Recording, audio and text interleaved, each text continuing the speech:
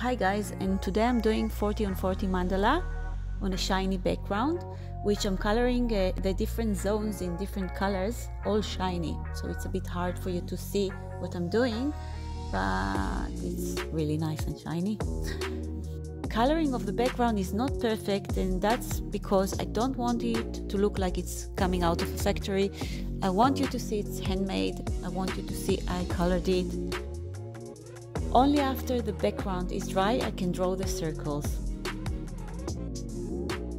Only after the circles, which I just drawn dry, I can do the design which I'm doing, which is totally made up. I didn't plan anything before, and I just go with the flow, play it by the ear, do whatever I feel at the moment, and that includes also the colors I'm choosing.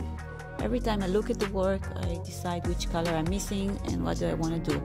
Some mandalas I do are very color based, and I decide one background, one family of colors, and some are really shiny, colorful, wild, whatever. Now I won't explain everything I do, I just let you watch. I just needed a few explanations at the beginning and apology for the shiny background. Okay, enjoy watching and see you on the next video.